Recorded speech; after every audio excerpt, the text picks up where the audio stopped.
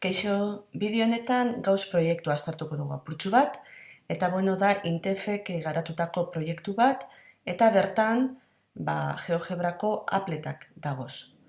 Orduan, hau izango litzateke web orri nagusia, bertan klikatzen badugu, materialetara joko dugu, orduan hemen materiales didaktiko zera joango gara, eta ikusten duzu lehen hezkuntza, DBH eta batxillergarako materiala daukagula. Orduan, bertan egingo dugu, bertara sartzen bagara egingo dugu lan online, interneten bitartez. Baina nahi baldin badugu offline edo konexiorik gabe lan egin, bertan dituzue primariako lan guztiak, DBH-koak eta batxillergokoak. Ezin duguz banan deskargatu. Deskargatu beharko genituzke primariako guztiak, edo DBH-ko guztiak, edo batxillergoko guztiak. Orduan, hemen hainbat azalpen dituzue. Orduan, adibidez, primariara joaten bagara, hemen ikusten duzue zelan dagozan batatuta gaika. Orduan, adibidez, angeluetako gaira joango gara. Eta berton dauko zuen, ze sekziotakoa dan, ze mailatarako, hemen izango litzateke 5. maila, lehen hezkuntzako 5. maila, hemen irudia, zein dan izenburua eta hemen ohar batzuk. Orduan, adibidez, hemen autoebalua esan nahi deu, autoebaluaziorako jarduera bat eukiko duela. Orduan, ikusi digun zer landan. Klikatzen dut hemen. Orduan, hemen beti dekogu azalpentsu bat, hemen klikatzen badot informazio gehiago emongo dozte. Klikatuko dut, eta hemen izaten dut zue, gai honi buruzko informazio gehigarria. Gero, berton klikatzen badotzue, azaldu ingo dotzue, zelan funtzionaten daben apletak. Zer egin behar dozuen.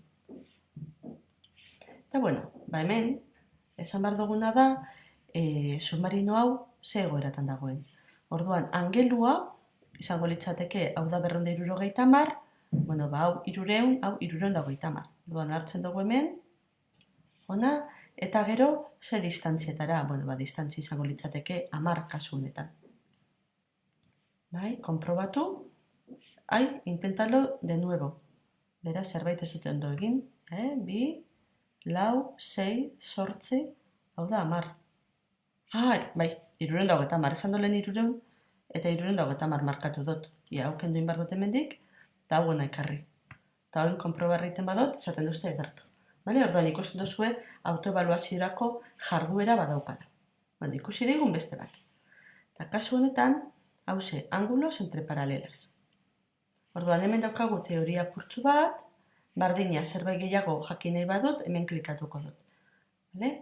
Eta orduan, hemen daukete GeoGebrako apleta, eta hemen galdera batzuk. Orduan, ikasleari azalpenak emon beharrean, ikasleari egingo jako zena da galdera batzuk. Eta berak, aztertu inbarko dau, eta azterketa horretatik ondorioak atarako ditu. Orduan esaten deu. ¿Cuáles son los pares de ángulos opuestos por el vértice? ¿Qué relación guardan entre sí los ángulos opuestos por el vértice? Compruébalo. Mídelos con el transportador. Orduan, ataratzen dabe angelu garraia gailua, eta hau berton ipinten badot, C angelua neurtuko dut. Hortzi ipinten dut, eta C angelua izango litzateke 50 gradu. Eta orain A angelua. Jarraitzen dut biratzen, eta ikusten dut hau be 50 gradu dela. Orduan, ikasleak heltzen dira ondoriora, erpinez aurkako angeluak, berdinak izan bar direla. Eta berdina, B eta D-rekin. Orduan, guk esan beharrean, erpinez aurkako angelu guztia berdina dira. Ikasleak aztertu egiten dau. Eta azterketa horretatik ondorioak atarako dauz. Eta, bardina esaten dutzu egiteko, ondoz-ondoko angeluekin. Zer gertatzen da, bi angeluen batura, 180 gradu dela. Eta, bera probak egiten dugu. Aurrerago eskatzen dutzu angelu paraleloekin zer gertatzen den. Kenduko dut hau. Eta orduan, ikaslea konturatuko da, bai C eta bai G angeluak berdinak direla. Zergaitik, zuzen berdina daukagu, eta angelu bi hauek paraleloak direlako. Bardina inleket, angelu honek zuzen hau aldatzen badut. Orduan, horrelako jarduerekin zer lortzen dugu?